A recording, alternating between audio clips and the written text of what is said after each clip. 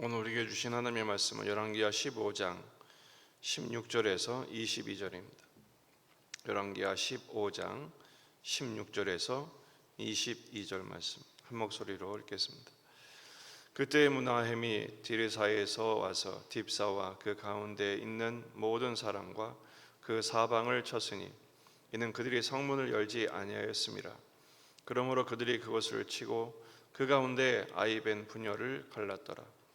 유다 왕 아사랴 제39년에 가디의 아들 므나헴이 이스라엘 왕이 되어 사마리아에서 10년간 다스리며 여호와 보시기에 악을 행하여 이스라엘로 범죄하게 한 느밧의 아들 여로보암의 죄에서 평생 떠나지 아니하였더라.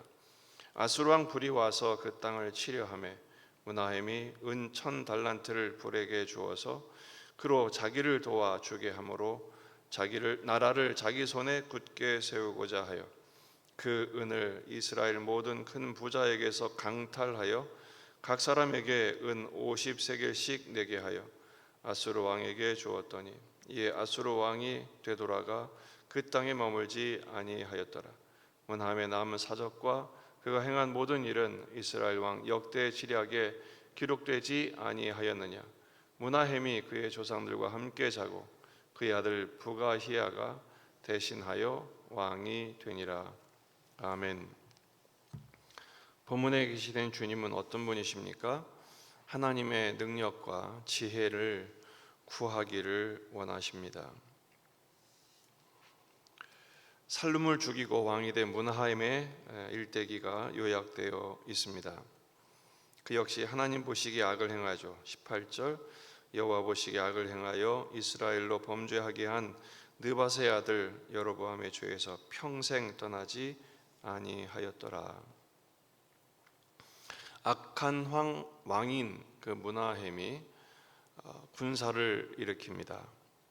16절을 보면 디르사에서 와서 그랬죠. 디르사가 어디냐 하면 북왕국을 건국한 후에 오므리가 사마리아로 천도할 때까지 50년 동안 북왕국의 수도였습니다. 아마 므나헴은 이 디르사의 사령관이었던 것 같아요. 거기서 군대를 일으켜서 살룸을 죽이죠. 살룸을 죽인 이유는 이 살룸이 여로보암 2세의 아들 스가랴였기 때문입니다. 북왕국 역사상 가장 번성했던 때가 여로보암 2세 때입니다. 그 아들 스가랴를 죽였으니 선왕을 살해한 것에 대한 그 응징이라고 할 수 있겠죠. 그래서 살룸의 한 달 천하가 끝이 납니다. 그런데 이 므나헴은 더해요. 어떡하냐 하면 16절 그때 므나헴이 디르사에서 와서 딥사와 그 가운데 있는 모든 사람과 그 사방을 쳤으니 이는 그들이 성문을 열지 아니하였음이라. 그러므로 그들이 그것을 치고 그 가운데 아이벤 부녀를 갈랐더라. 잔인하기가 이루 말할 수가 없습니다.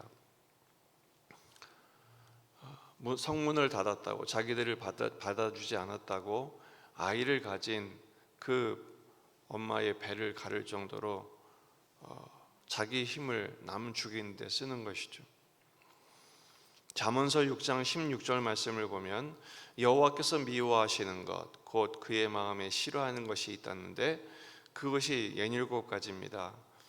곧 교만한 눈과 거짓된 혀와 무죄한 자의 피를 흘리는 손과 악한 계교를 꾀하는 마음과 빨리 악으로 달려가는 발과 하나님이 가장 싫어하시는 악 중에서 세 번째, 네 번째가 뭐냐면 무죄한 자의 피를 흘리는 것입니다. 악한 계교를 꾀하는 것입니다. 므나헴이 그것을 도맡아 한 것입니다. 남의 피를 흘립니다. 무죄한 그 임산부가 무슨 죄가 있어요? 뱃속에 애가 무슨 죄가 있어요? 왜 거기 칼을 대서 사람을 죽이고 그리고 악한 꾀를 꾀합니까? 뭐가 악한 꾀냐? 19절부터 보면 이 북왕국에 위기가 닥칩니다. 아수르가 침공을 한 거예요. 19절 아수르 왕 불이 와서 그 땅을 치려 하매 므나헴이 은 1000달란트를 불에게 주어서 그로 자기를 도와주게 하므로 나라를 자기 손에 굳게 세우고자 하여 그랬어요. 아수르가 공격을 하자 그 아수르 왕의 불입니다. 우리가 알고 있는 디글랏 빌레셀 3세입니다. 대적할 방법이 없죠. 그러니까 어떻게 합니까? 은 1000달란트, 추산할 수 없는 어마어마한 액수입니다. 그것을 조공으로 바쳐요. 그런데 그 조공을 내는 목적이 뭡니까? 19절 하반절에 그로 자기를 도와주게 함으로 나라를 자기 손에 굳게 세우고자 하여 그랬어요. 그가 누굽니까? 대적입니다. 아수르 왕이에요. 아수르 왕이 자기를 도와서 그 나라가 자기 손에 있게 하려고, 자기 손으로 통제하려고 대적에게 조공을 바칩니다. 그 막대한 비용은 어떻게 감당합니까? 20절 그 은을 이스라엘 모든 큰 부자에게 강탈하여 각 사람에게 은 50세겔씩 내게 하여 그랬어요.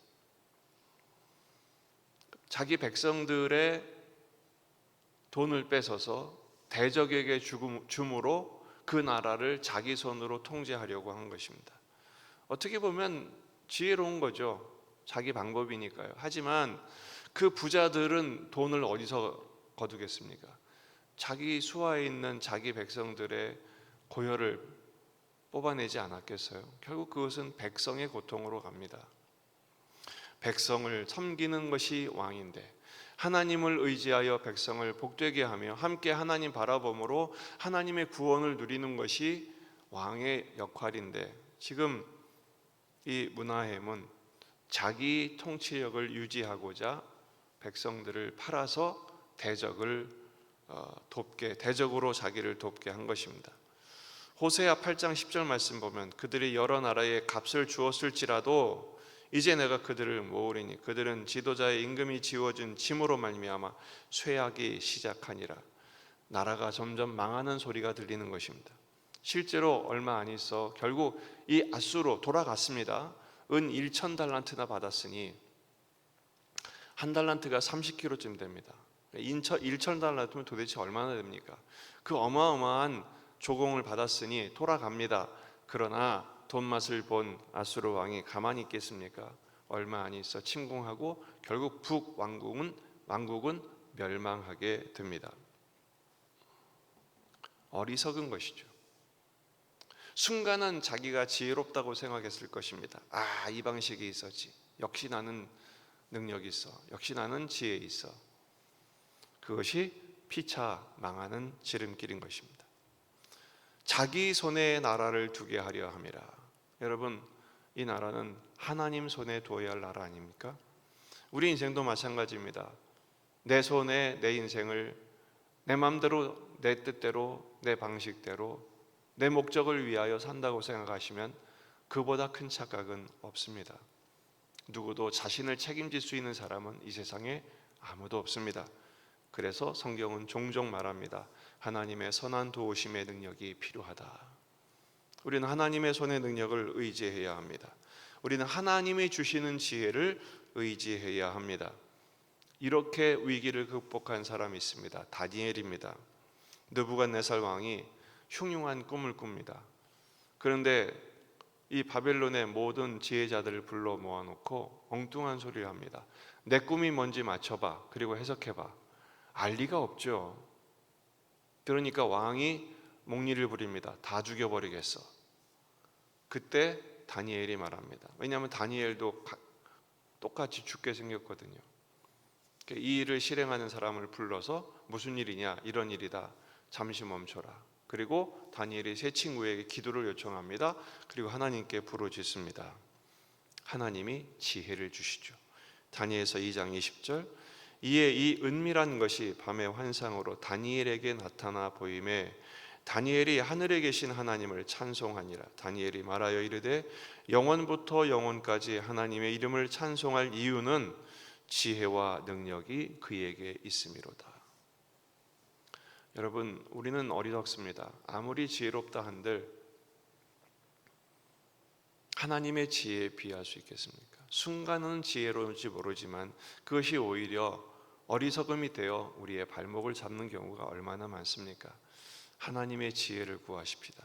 오늘 말씀의 적용은 이것입니다. 첫째, 하나님의 능력, 하나님의 손에 우리를 맡겨야 합니다. 둘째, 하나님의 지혜를 구해야 합니다. 이것을 통틀어 하나님의 은혜라 할 수 있죠. 오직 하나님의 은혜로 살아가는 우리가 되어야 합니다. 야고보서 3장 13절, 너희 중에 지혜와 총명이 있는 자가 누구냐? 그는 선행으로 말미암아 지혜의 온유함으로 그 행함을 보일지니라. 그러나 너희 마음속에 독한 시기와 다툼이 있으면 자랑하지 말라. 이게 딱 무나함의 모습과 걸맞죠. 우리들의 모습과 다름없습니다. 진리를 거슬러 거짓말하지 말라. 이러한 지혜는 위로부터 내려온 것이 아니요 땅의 것이요 정욕의 것이요 귀신의 것이니 시기와 다툼이 있는 곳에는 혼란과 모든 악한 일이 있음이라. 오직 위로부터 난 지혜는 첫째 성결하고 다음에 화평하고 관용하고 양순하며 긍휼과 선한 열매가 가득하고 편견과 거짓이 없나니. 여러분, 어떤 지혜를 구해야 되겠습니까? 위로부터 난 지혜, 하늘의 지혜. 여러분, 이 지혜는 결국 예수 그리스도이십니다. 예수님만이 우리의 지혜가 되십니다. 이 지혜를 성령께서 깨닫게 하시고요, 결국 지혜의 말씀을 붙들 때 지금 당장은 힘이 없는 것 같으나, 지금 당장은 세상에서 가장 어리석은 자 같으나, 하나님 우리 인생을 가장 복되고 가장 좋은 지혜로운 인생으로 만들어 주실 것입니다. 1장 5절 말씀, 야고보서 1장 5절, 너희 중에 누구든지 지혜가 부족하거든 모든 사람에게 후히 주시고 꾸짖지 아니하시는 하나님께 구하라. 그리하면 주시리라. 이 아침에 인생의 벽에 부딪힌 우리들, 하나님의 지혜를 구하십시다. 간구하면 주신다고 말씀하십니다. 말씀을 통해 주십니다. 그리고 삶의 환경을 통해 성령께서 깨닫게 하십니다. 하나님의 능력과 하나님의 지혜로 오늘의 위기를 잘 감당하며 극복하며 승리하는 저와 여러분이 되시기를 주의 이름으로 축원합니다. 기도하십시다. 말씀을 붙들고 우리 자신과 가정과 교회와 이 지역의 복음화, 민족의 복음화, 세계 복음화를 위해서 기도하시겠습니다. 전쟁이 멈추도록 우리 환우들을 위해서, 군에 간 우리 아들들을 위해서, 3명의 아들들, 이번에 입대한 현우를 위해서, 지웅이와 또 주호를 위해서도 계속 기도하십시다. 또 여러분 가져온 기도 제목들을 가지고 여러분의 인생의 가장 중요한 문제들을 주님께 맡겨드리십시다. 기도하겠습니다. 아버지 하나님,